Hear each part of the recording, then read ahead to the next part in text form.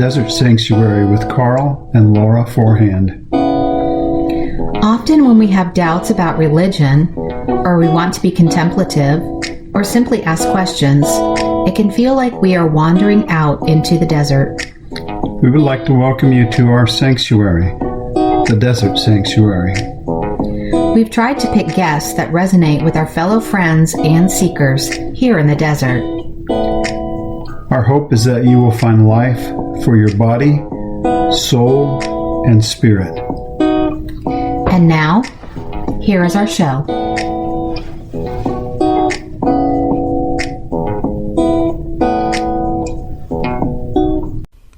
Before we get started with today's guests, let's check in with Karl and JD. Hey, welcome to Karl and Jordan, maybe we should use our kid names so I could be Joey and JD, right? So Joey and JD. Joey and JD. That sounds again like a country song or something. I know, I'm in the country mindset right now. Yeah, I feel like I'm getting a little twang. Twang going. I'm sorry. Yeah, well, it's never gonna leave. It's in there deep. Yeah, so you're in Taiwan, but Donald Trump was indicted this week or last week.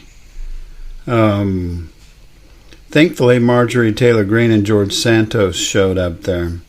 It was kind of funny. First of all, Trump called for mass protest, I guess he wanted them to come and save him, but I don't think very many people showed up. Let's just say maybe the funnier thing. Yeah. I was going to say the funnier thing I think is that he wanted them to show up in New York and they didn't. Like more reporters showed up than protesters. But a bunch of people offered to show up to Mar-a-Lago and he was like, "No, that's okay, thanks. You guys are a bit dirty if you'll just be surrounding my beautiful golf course." Right.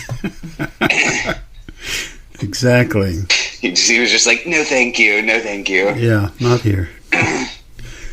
Yeah, don't. In the words of Kamala Harris, don't come. So Marjorie Taylor Greene shows up, jumps out of her Suburban or whatever it was, and grabs the microphone. What do you call it? Megaphone? The megaphone, and starts to get a camera, get a non-camera shot, and not really anti-protesters, but just New Yorkers kind of overran them. All the New Yorkers just coming to see what's going on. There was a fair amount of, I guess, anti-protesters, and there's the Blacks for Trump and different groups like that came to protest. So I would say under 1,000 people, but the regular. And you have all the New Yorkers too that are just like, I'm walking here. Yeah. Or, I'm from Long Island. What are you doing? And I'm from here. I'm from Long Island. Yeah, exactly. I think Mom needs to bust out her New York accent. Where's that at? I think she lost it somewhere. But she lost it. She probably lost it in Texas to the Texas twang. Yeah.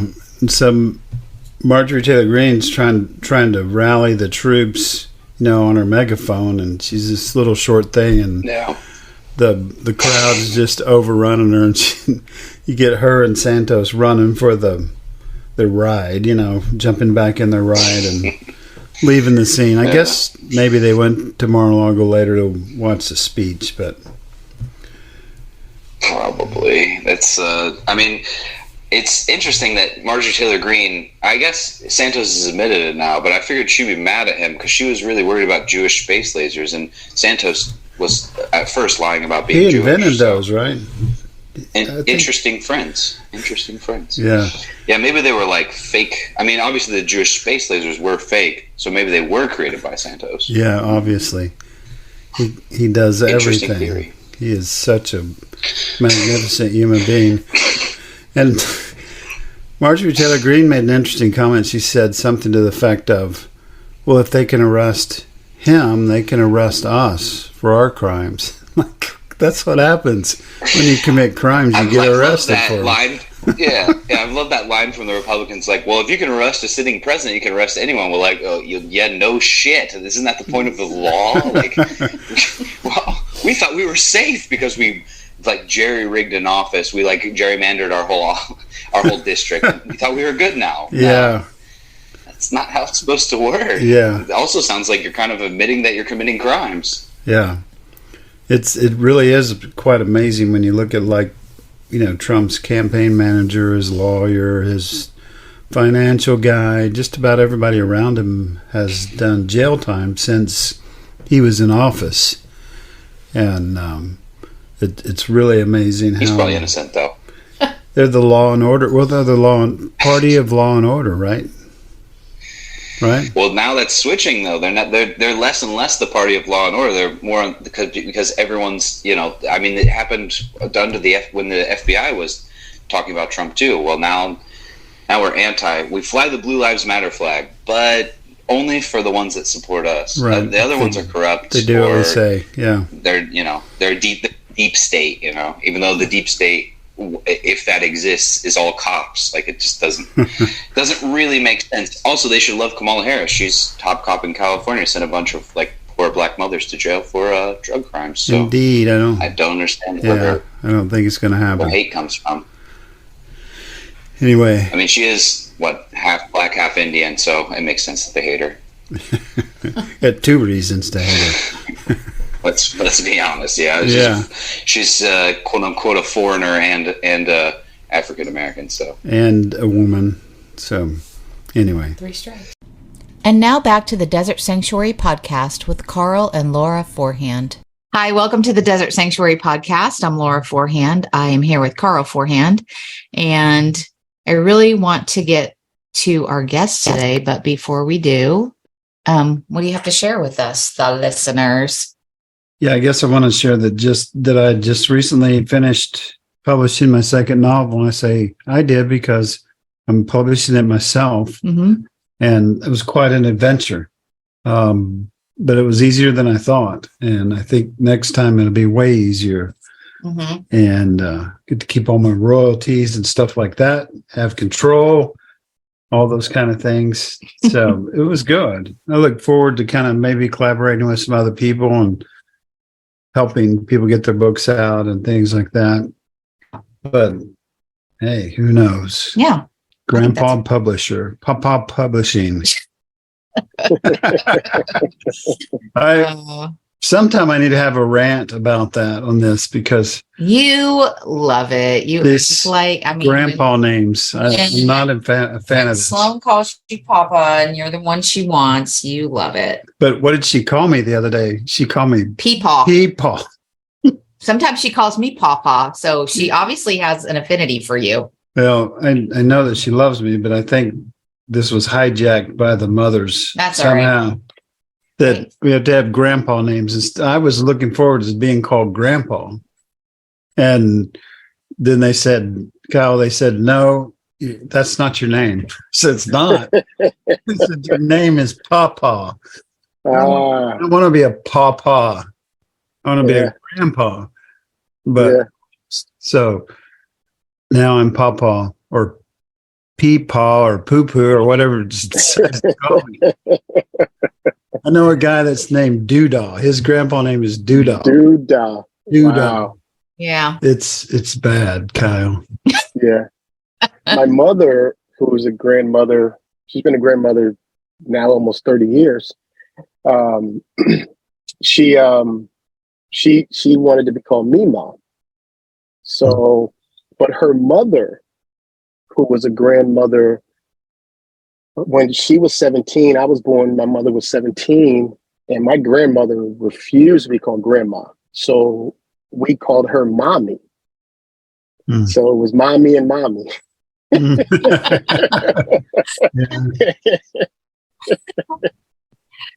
Oh, well. I think that's like, I will only speak for women and maybe only for myself. I think there's like this, like, I don't know, something about the word grandma makes you feel old. But if you go with like Nana or Mimi or, you know, Mima, then you don't feel so old, maybe. I don't know. Anyway. Yeah. My sister, who made my mother a grandmother almost 30 years ago, she's now a grandmother. And so she's Nana Cat. And my other sister, my youngest sister, who just became a grandmother, she's I think Nina or something like that. But yeah, none of my sisters, matter of fact, my aunt, who's like a sister, same thing. I mean, I don't know any of my family members that have children that are in that grand stage that have accepted grandma. None of them. Yeah. But we called my grandfather granddad all the time. Yeah. So what do you think of Peepaw Publishing? I like it. It has an air of wisdom about it. So I like it. On the book, I put The Desert Sanctuary as the imprint. So I guess I'm stuck with it for that book, but we could change it for the next one. It could be just right on the binder. It could say Peepaw, right? Peepaw. Yeah. Peepaw. That's I like hilarious. PPP.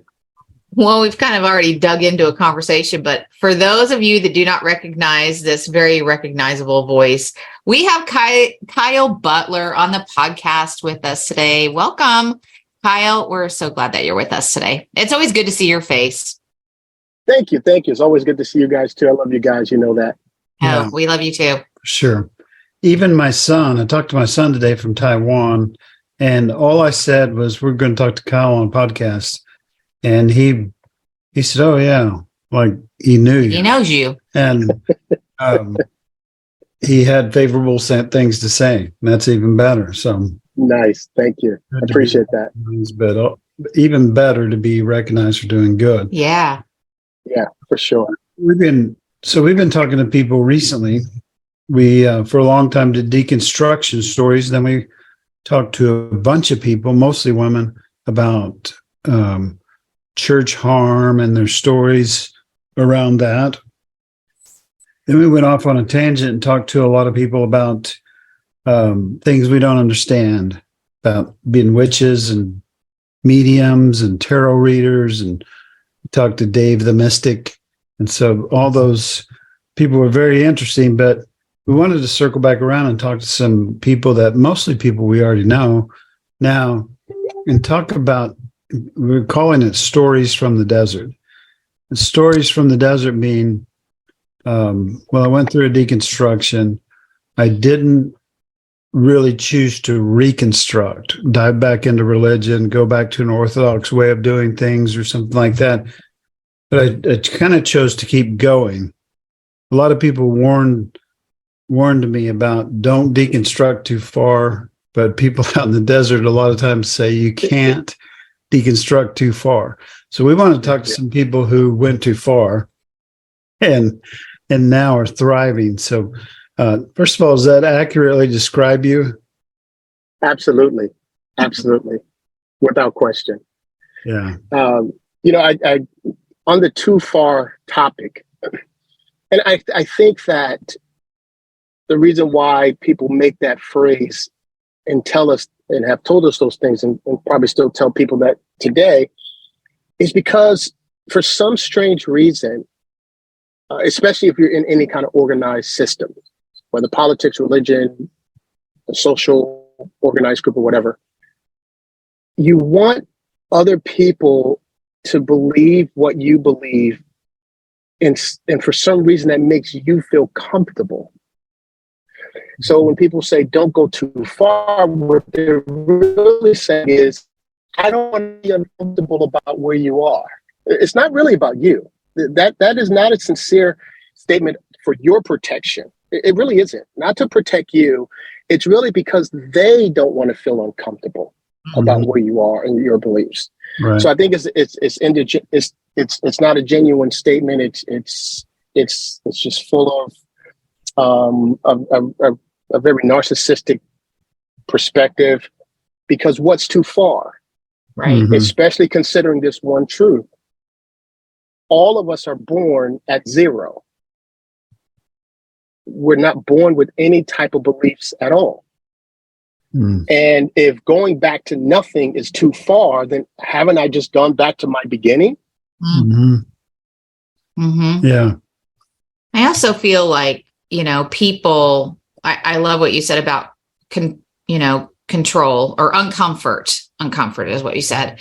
And I just think people don't want to sit in other people's uncomfortableness. It makes us uncomfortable. So I completely agree with what you're saying. But I also think the statement, don't deconstruct too far. I mean, that's just another form of control, is it not? I mean, at first we go to church and we're told what we need to believe. And then when we step outside of organized religion and start to deconstruct, it's kind of their way of continuing to try to have some sort of control over us by saying, well, don't deconstruct too far, but I love what you said about, we're just going back to the beginning. Right. I feel like, well, that's a clean slate, a fresh perspective on things. I mean, how can you go wrong with that? I've been throwing around the idea that I've said it in a couple of my books, is that if what I have is valuable, if what I'm clinging onto is valuable, true, pure, honest, any of those things, if it is those things, then when I'm exposed to the fire or whatever, when I'm exposed to scrutiny and so on, then those things are going to remain. If they don't remain when I go through this journey, then maybe I didn't need them in the first place. That's a in a way it's a little frightening. It's like going on any adventure, turns your stomach a little bit, and you're anxious because you're leaving something behind, and you don't know if everything's going to survive, if anything's going to be the same. But when you have that courage, then it seems like the things that remain are the things that really mattered anyhow. And the rest of it, because it didn't endure, it's probably not pure and honest and valuable and trustworthy anyhow. So that's my theory. And we're a long ways down the road, so hopefully it's true. Yeah. I think it is true. I think it holds water very well. And I had a very similar thought that I did on one of my TikTok videos, where I said to the people who are criticizing those who have deconstructed or walked away, and I said, ask yourself this question, people: if Christianity or these narratives were so great and so good and so helpful and so magnificent, then why are people walking away from them? Mm-hmm. We don't leave stuff that's good and helpful and makes us feel good. I love coffee, and I don't care what they say about the possibilities of how it could not be great for you. I love coffee. I'm not going to leave it. Just not going to happen. Just not going to happen. I don't love some other things. It's easy to leave those other things. I don't love them. I don't enjoy them as much. So if I hear a report about, this is really not so good for you, okay, I don't need it. But coffee, I love it. I'm not walking away from it. Yeah. So in that same context, if these organized systems are so great, if they really are what you think they are, then why? Why are so many people from all walks of life walking away, especially right now in droves? Why are people leaving? Mm-hmm. Right. That's a really good question. One of our friends, Dr. Paul, he says, if you move from A to B, people can usually handle that, because you might have changed one belief. Maybe you're a little different than them. But when you start going to C or D, then it makes people uncomfortable, and they can't handle that. And it causes them to ask the big questions, like, what if I'm wrong? And and what if he is right? And so I see that in a lot of different ways out here. But most of us have gone beyond B, and we're like maybe at L or something. That's way out there. But I'm trying to, when I'm writing, I'm trying to figure out ways to express that it's moving forward with kind of your front open. That sounds kind of bad, like your flies down or something. But have your front open, where you're observing, looking, discovering, considering, and you keep that open mindset, then what we've been taught was that, someone's going to dump some trash in your open mind or whatever. But that's not what happens. What happens is you discover, you're challenged by things, and you wrestle with them, and you move forward. You say, what's that? And you keep going, right? Yeah. For me, there's two F's that I really experienced as I walked away from different segments. And one is freedom and the other is fear. So I remember when I realized that I didn't have to pray or read my Bible as much. So this is when I'm still in Christianity, and I've grown up in an environment where that was vital. It was harped upon as being something that is necessary in a very big way. So I remember as I was in the grace camp at the time, and the thought hit me, well, if Jesus did all the work, and if we're under grace, then why am I trying to do all this work to get something? So when I broke away from that, I found freedom, but I had to first deal with the fear of breaking away. What if I do need this, and I'm not going to get anointed now, and God's not going to talk to me as much now? But what I did early on is, if I found freedom or peace in it, I pursued that. And I said, the hell with the fear. I've done that fear thing long enough. So in every step of the way, every time I moved away further, I started feeling less fear and more freedom. And when I stopped going to church, by that point, I felt no fear about that. And I felt all the freedom. And I'm laying on the couch watching a football game on Sunday afternoon. I felt great. I didn't feel no fear, and so that's how it's been for me. Every step I've gone away, when I abandoned the necessity, the need to believe in Jesus, count on Jesus, rely on Jesus, I found this freedom to love myself and to depend on myself and trust myself and believe in myself. And so it's been more of that. I find freedom. And when I find more freedom, I'm like, I don't care about any of that stuff, because none of that stuff ever made me feel as good as I feel right now. Yeah. So I have a question about like the fear aspect, because I think that is a really good point. So when you think about like the first parts of deconstruction, and I remember that fear being very overwhelming, especially, when we first walked away from the church and started not going. And you have all those thoughts. Well, what if, I do go to hell? I mean, that was a real thought that I had, not very long after we left the church. What if I died tonight and I do go to hell? Then what? So how, I'm sure there's a lot of people in that same situation. So how did you combat that fear without stuffing it down or pretending it wasn't there? Do you know what I'm saying? Because I think we've learned in church culture to bypass things like that. And so how did you, in your newfound freedom, learn to deal with that fear, but not live in that fear? Well, this traces back to 2009 for me. That's the first time I decided to confront it. And I'm going to say this, but I don't want to. I don't want anyone to hear this, and I don't want the perspective to come across as if, oh, it was just that easy, huh? Because I understand it. It's some real work necessary. But it started with the decision. I told myself, whenever I discover something that's going to give me more peace, I'm going to go with that. So that was my decision moment. And then I said, I understand that when I find something that is giving me more peace, I'm going to have a hell of a battle up here. Right. That's where the battle was going to be. And I decided to fight each one as they came along. And so to the listeners, I think, again, for me, I had to make that choice that, okay, I'm on this path. I'm going to stick with it.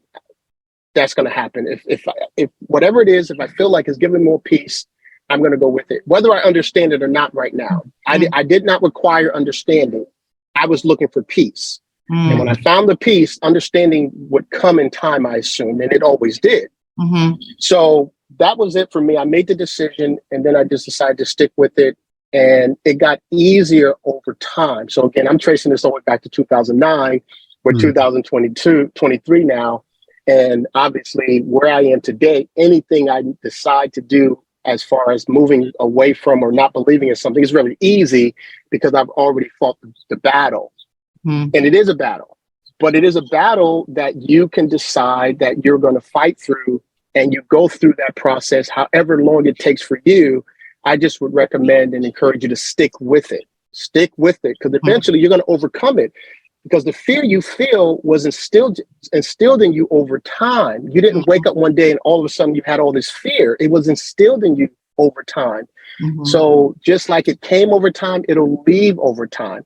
And if you look at it from the reverse, when you had your fears, it was your fears that kept you in it so long. It was your fears that kept you going. It was your fears that kept you dedicated. I know people think it was their love and their worship, and they just love Jesus. They just love God so much. I know that's the symptom we like to say is the reason why, but the foundation of almost all of it was always fear. Fear if you don't get saved, fear if you don't go to church, fear if you don't worship, fear if you don't pray, fear if you don't read your Bible, fear of if you don't give your money.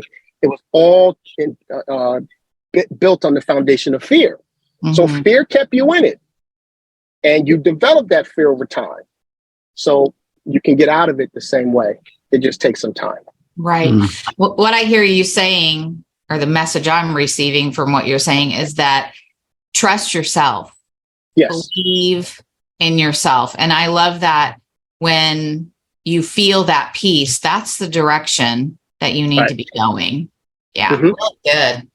And I'm glad you differentiated between peace, you know, having peace, but also having some fear. Yeah. You know, yeah, it's real. Anything that's courageous is going to involve some fear. You know, but you can feel that peace to pursue it. And then the only way to combat fear is to lean into it. You can't push it down. You can't numb it with something else. The only way through it is to push into it. And I think you've done that, and it's exciting. Do you have, people are always looking for how did you do it? And you've talked about that a little bit, but do you have practices that help you? Do you have things that you do? Not so much, well, I got to have quiet time every day or things like that. but are there things that nurture your walk, that help you as you're pushing into the fear and looking for peace? And what do you do?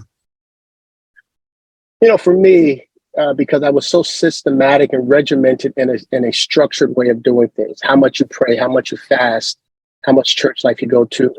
And I was programmed very early on to believe that this was going to be the measurement of your success. And the more you did these things, the more God would use you, anoint you, give you revelation, wisdom, and they became like badges of honor. So if I felt like I got a word of revelation of something that was so deep and couldn't wait to give it to the church, I would accredit it to the how much time I had put in with the Lord, you know. So, but I hated it though. The honesty is I hated it. It was always work. It was always arduous. It was always a chore. It was never enjoyable. It was something I knew I had to do. And I've always been the kind of person, once you start telling me what I have to do, you're going to lose me. I might do it, but you really lost me. You lost me. Tell me I have to, I must, you should have, I'm lost. I might still do it depending upon what it is, but I'm really lost. I'm disconnected. Right. So for me, I realized I can't do any systematic thing. So I can't meditate in any systematic way. I can't have quiet time in any systematic way. I can't read books in any systematic kind of way. I can't, not me. I can't. What I need to do works for me is if I feel like I want to do it, I'm gonna do it. So I meditate sporadically, very sporadically. I read sporadically. I listen to things sporadically, and I'm on such a, Kyle, you know it, you got it, quest that, and I don't want to sound cliche-ish, but I went inside, Mm-hmm. and I, for my mental health, and I'm not knocking professionals, but for my mental health, instinctively I knew that I had the answers in me.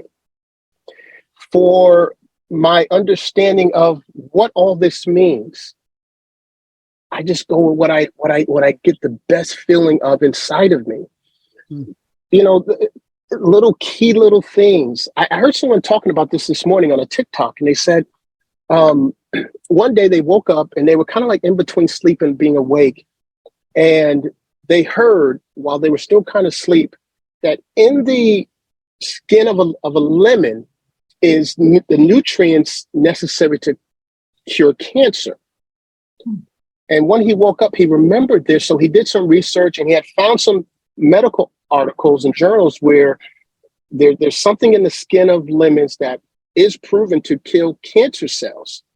So he was going on to say that, you know, whenever he found himself looking for an answer, he would just trust that in time it would be revealed from within himself. Now, he called them spiritual guides or, you know, ministering angels. He referred to it that way. To me, it's just the inner knowing of my essence, Kyle, the internal being that has always been here, that's going to continue out of this thing, where all my wisdom, the knowledge of everything is in. So I know that we have so many different things, and I just try to tell people, just be careful not to get so stuck on one modality, because you'll just find yourself being in the same type of thing before. Maybe the systems or the beliefs or the practices are different. But if you rely on a modality, if you rely on a systematic way, A Course for Miracles, you know, this, tarot cards, whatever they are, if you rely on this solely, you're going to find yourself as boxed in as you were before. Mm-hmm. So just be free. Flow from within, trust yourself, learn how to go with your gut, whatever those things are. And it might be a systematic thing. Maybe that's how you're made. Maybe you need it. But I think you'll find that it'll be a multitude of things that will help you. So that was me. You know, again, I know a lot of people who do meditate every day and are ritualistic about it. And I'm not knocking it. I'm not saying it's wrong. I'm just saying for me, that was never going to work. You know, do this 5 minutes every day. Like I do a lot of juicing and a lot of nutritional stuff. So, you know, every time I hear someone say, take this every day, I go, I'll take it sometimes. Mm-hmm. Mm-hmm. You know, and I'll take some of this and I'll drink some of that. You know, whatever. It's just, and again, maybe that's still something I got to deal with, because I came from such a systematic, regimented type of background in that way. But that's me. You know, I'm gonna take a little bit of this, a little bit of that, a little bit of this. I'm not gonna do this today. Maybe I'll do it tomorrow. Maybe I won't do it tomorrow. Kind of thing. And that's how it's worked best for me. That you give yourself so much grace when you do that, because I can really resonate with what you're saying. I always have had a hard time. You know, the encouragement was to read the Bible in a year. So you had to read something in the Old Testament, something in the Psalms, something in the New Testament. And that would last me like 2 days. And then I'm just like, I don't want to read. Like, this is too long. Like, it wasn't anything more than that. Like, this is interrupting what I really want to do, right? I don't want to have to do that. And, you know, I know that I've spoken before on this podcast that prayer was a real issue for me. And especially when, you know, we learned of our grandson's disabilities when our daughter was pregnant with him. And man, I really struggled, that internal struggle of, well, if I pray and I don't say the right words and he's not healed, then that's on me. But if I don't pray and he's not healed, then that's on me. And then I really started thinking, well, why does why does he have to be quote unquote healed? And I'm using air quotes, because why isn't he just perfect the way he is? So like I can feel your wrestling, because I've been there in that wrestling. And I'm like, Karl and I are completely different when it comes to our practices. I'm probably more like you, and some days I don't feel like I do anything. Maybe I do. It's just not like I don't meditate, but Karl gets great joy and wisdom from like meditating in the mornings. And that's where he finds a lot of his, like, I don't know, I'm speaking for you and that's not fair, but his inner wisdom that he needs for writing even. So, I agree with you that we got to find what works for us and I think it's beautiful when you can be open. And even though Karl does that meditation, I also feel like he's just super open to whatever the universe has to give him, whether it's through that meditation or not. Yeah. I'll stop talking for you now. All right. I feel like let me just add this if I can. Speaking of, you mentioned universal, this triggered a memory, and I've probably shared this with you guys before. I'll share it again for the new listeners. So I was in a very bad place about 2 years ago. This was probably in July of 2021, and I was in a really bad place. I just had a really bad breakup, and it affected me way greater than I could have ever imagined. I didn't know I was in love like that. But it really shook me hard, and I also was dealing with my own personal things at the time, and I think everything just kind of came to a head. So I was in a really bad place emotionally. I've never been that bad before, never been in such a bad place for such a long period of time. So I went to Tennessee to see a couple of friends, because instinctively I just felt like that's what I should do. And I'm sitting on their back deck one early morning, and this morning I felt like meditating. And I hadn't probably meditated in a while. And I always set my timer for 5 minutes, because that's all I can tolerate as far as any type of regimen, right? The 5 minutes, whatever. So I'm out there and I set my timer, and I'm just kind of, most of the time when I meditate, I would lay flat on my back, close my eyes, spread my arms out, and just wait to hear something from within me. And then I would get up and I'd write down whatever I heard. Well, this day I was on the back deck. I wasn't going to do that, so I was kind of huddled up up against the house, and I was just gazing up at the sky, and I heard this, and it said, "Everything in this universe knows how important and valuable you are, except for you." And then it said, "And I will call upon anything and everyone in this universe whenever I need to remind you of that." Now, when you just use the word universe as to the universe knows what works best for you, that's what triggered the thought. Because if we trust ourselves in our universal self, our hearing, our knowing inside of us, which is, in my way of explaining it, is the universe speaking to itself. If we trust that, then it'll know exactly what we need when we need it, to get whatever we need to take the next step, whether through the next day or whatever the case might be. It knew that I needed to go to Tennessee. It knew that I needed to be on that back deck that day. It knew that I needed to experience some of the other things I experienced. So, and I just followed it that way. And more and more and more and more and more, I've learned to trust that. Once it told me that I was the only one in the dark about how important and special and valuable I am, and me not being me exclusively, but me as every single individual, and that it will do whatever it needs to do for each and every individual to show them that, tell them that, remind them of that as much as they need to. That just tells me just how important we are, and just how committed the universe is to guiding us through our journey. Human beings are admittedly exceptional creatures. But one thing you learn from nature, and call that universe or nature or whatever you want, is that every part of nature, number one, knows who it is.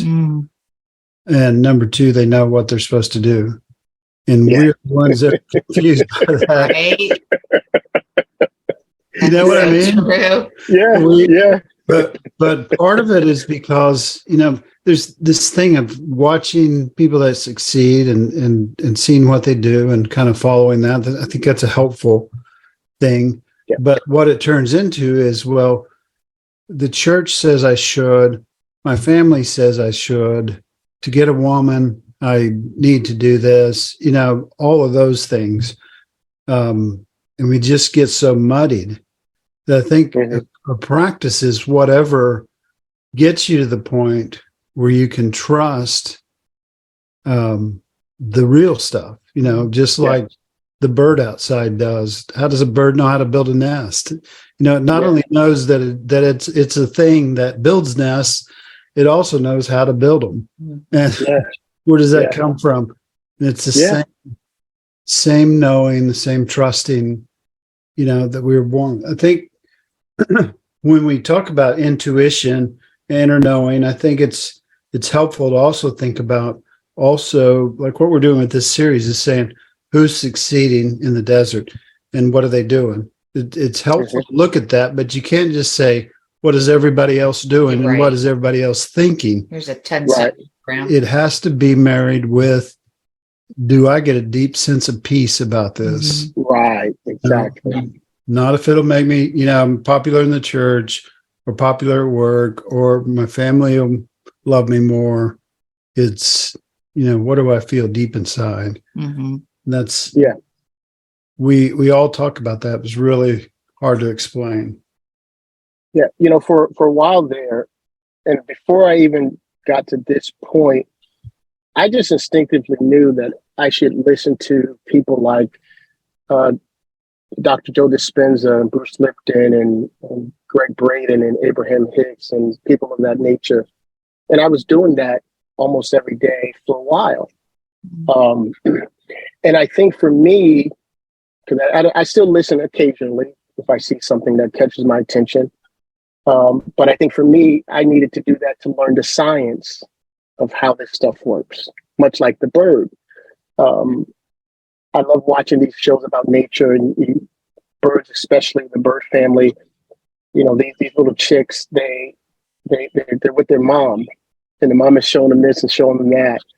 And so they're learning the science of things through that aspect, and then they instinctively know certain things as well. And so I think for me, I needed to learn the science of how things work. So my thinking, how does it work in relation to what I'm receiving? My feelings, how does it relate in relation to how I'm thinking? I need to learn the science of it. And once I got the science part of it and I've got an understanding of it, I was like, okay, well, that makes a lot of sense. And I was able to connect dots to different things that were vital to making, if you want to call it the quantum field in the universe, respond to me in a way that I wanted to be responded to and get the things out of it. If it already does exist, if it already is created, if it already is a possibility, then okay, let me find a way to get these things flowing into me. But then once I learned the science, I'm like, okay, what's next? So a great illustration Carl just used. Once I learned how to build that nest, man, what's next? What's next? I got that now. So let's figure out what else we can do. Yeah. And that's the fun part. Yeah, for sure. So when you said earlier, you talked about kind of doing what you want and having freedom. I think the way you said it was freedom. I have freedom. And so obviously to a church person's mind, that means that you jumped off the edge of the cliff. You're a horrible person now. But that's not true. I mean, not at all. You're a guy that's healthy and happy. You have a full-time job. You have a job you do that you take pleasure in doing. You've had an impact on a lot of people. I was gonna say online. You give back. Mm-hmm. You give love and kindness to people. As far as I can tell, you haven't slipped down any slope. You're excelling in most areas of your life. Can you comment about that a little bit? Because freedom is not just, like when you're in high school, when you just, I want to go get drunk and and tear some stuff up. Yeah. Freedom can be freedom to do the right things, right? Yeah. When I was a pastor, and when we became in a place where we didn't have a place to go worship every Sunday. So we were in this situation, and we found ourselves, okay, well, we don't have a building right now. We don't have a place. My initial belief was that, like in the past, God would provide another spot and show us what to do or whatever. But I had this immense fear for the people. The further we got away from not being in church, my fear for the people grew, meaning, what's everyone going to do? They're going to turn to sin. They're going to start partying and clubbing. And, all these fears came all over me. The very first thing I heard was, well, you don't even know if they're doing that now. They could be doing that right now, still come to church. So, don't get into that fear, because they very well could be doing everything you're so afraid of. They could be doing it right now. And that made sense to me. So, that's a lot right. of the pastors were. Yeah, right? So I understand that fear, like, because we're in it because we are afraid. And the narratives and the teachings keep us there. If you don't have Jesus, if you don't have God, the devil's going to deceive you. You're going to get tricked. Look at this person. So all that is instilled in us, that fear. I saw a clip of a show, and the lady asked the guy, "So you're an atheist? You don't believe in anything, no God or anything?" And he goes, "No, I don't." And yeah, I am an atheist. I don't believe in anything like that. And she goes, "Well, I suppose you're just going to go out here and do all this. You can do all the murdering and raping and killing and stealing and as much as you want to." And he goes, "Yeah, I am," which is none. Mm-hmm. I'm doing it as much as I want to. I don't want to do any of it. Yeah. Right. And I always tell Christians this, that ask me, how did I get here? And I tell them, Christianity did nothing for me morally. It didn't make me into who I am morally. It did not. As a matter of fact, and truth for me, it made me more immoral. Mm-hmm. It took away my kindness and my genuine love for humanity and my empathy and my compassion for my brother. It took that away. It actually made me more deceitful, made me more conniving, because I had to hide and kind of conceal things that I really wanted to do. So Christianity didn't help me morally at all. It made me worse. So I'm just back to the morally good Kyle I've always been all my life, the good, kind, caring individual that my mother tells me, "You've always been so kind and caring." I'm just back to him, and I'm loving the hell out of it. I love being kind. I love being happy. I love being free. So if this is what freedom is, then I want more of this, because I can be me without any type of who's watching or pretense of holiness. No, I can just be me. And I love it. So, if people need religion for morality, then maybe they're not that moral after all. I didn't need it. So there was no fear from me on that end of it all. My only fear was maybe God's going to be mad and not bless or anoint or use me anymore.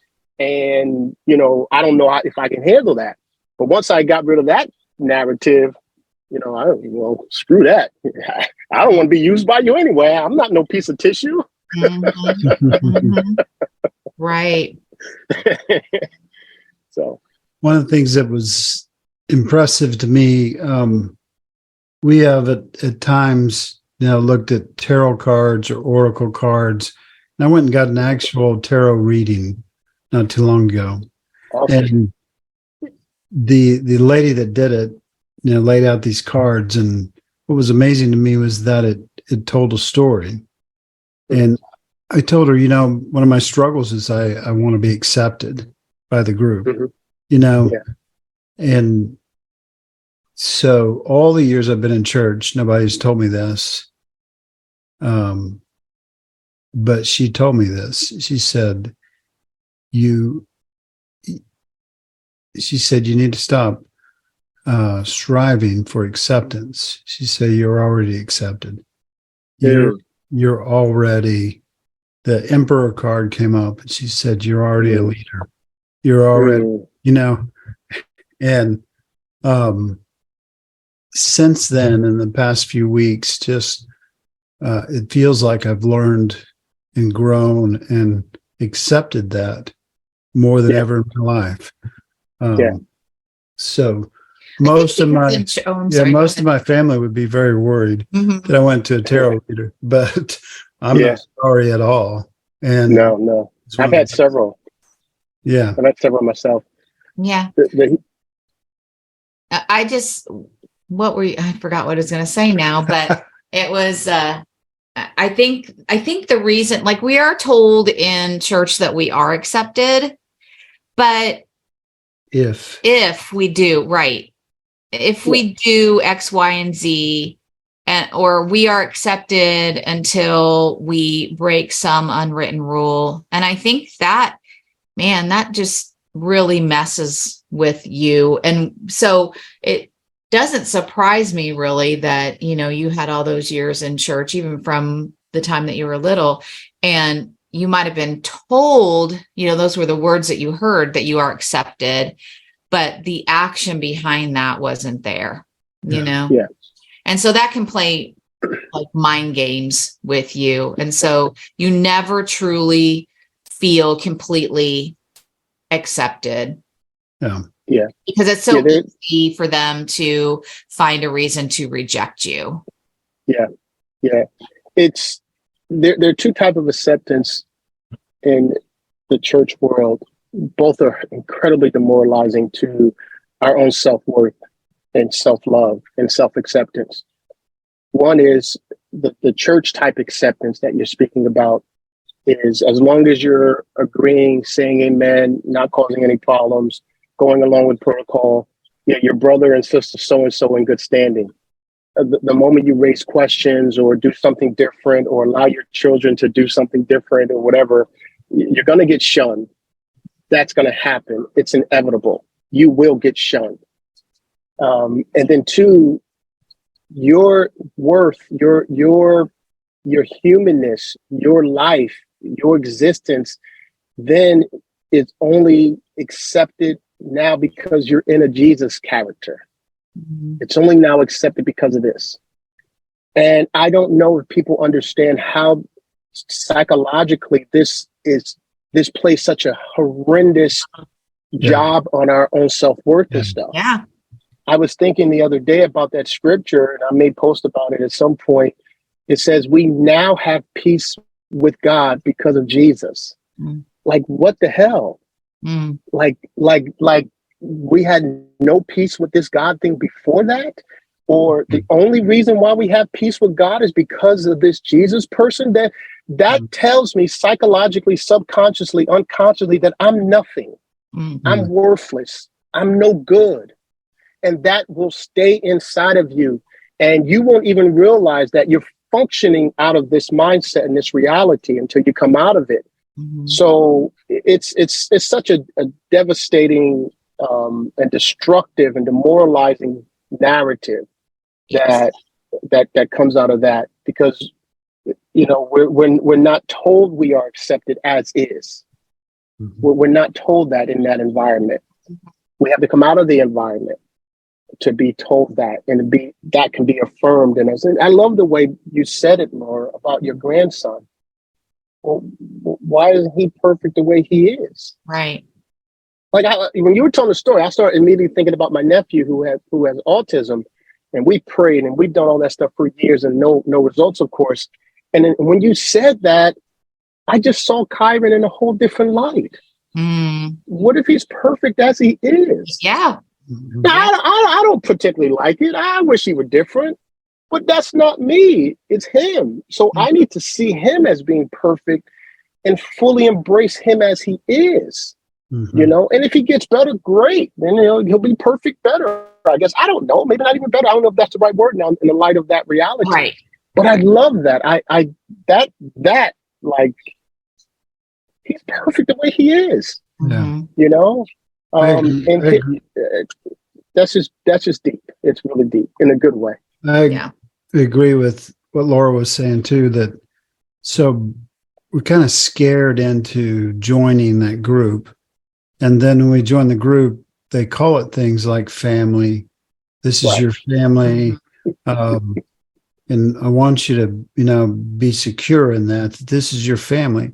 But then there's so much of what you guys were just talking about. There's so much, really you need to start working on this to be accepted.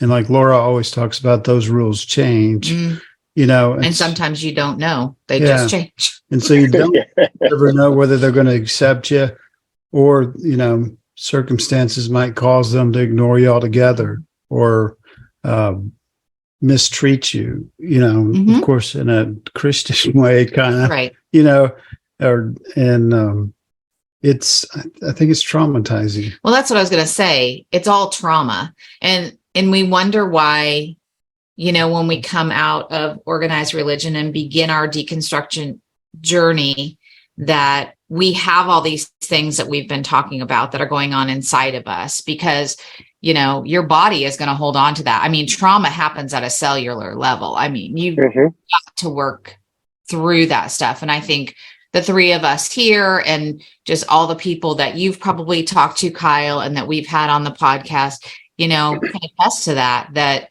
you have to work through some shit, because it is like, and it's so, gosh, I don't know the right way to say it, but it's a very slow moving cog, right? So that when you're in it for 20 plus years, it's going to take a while. Like you said, Kyle, you said this at the beginning. It's going to take a while for your body to realize, like, it's okay. Oh, this is what peace feels like. And it's safe to go in that direction. And, so it takes time, but it's trauma. It's trauma. I mean, I just want to call it what it is. It is, stop like just putting a Band-Aid over it as if, and whether the church knows it's doing it or not, I can't say. Part of me feels like because it's an organization and they want to keep people in line and they want to keep people boxed in, as you said, Kyle, with their routines and their rituals and things, that somewhere somebody knows they know what they're doing. So I think in the heart of a pastor, Karl, myself, Laura, for you guys are pastors, and so myself as a former pastor, in my heart, I would have never conceived that I was doing that intentionally. Right. I cared about the people. I thought I was freeing people and helping people live a better life. I really honestly did. When I look back on it now, and I've posted these kind of posts before, so it's always from that perspective. When I look back on it now, I realize that I was perpetuating the fear. I was perpetuating the trauma. I was perpetuating the psychosis. I didn't know it at the time.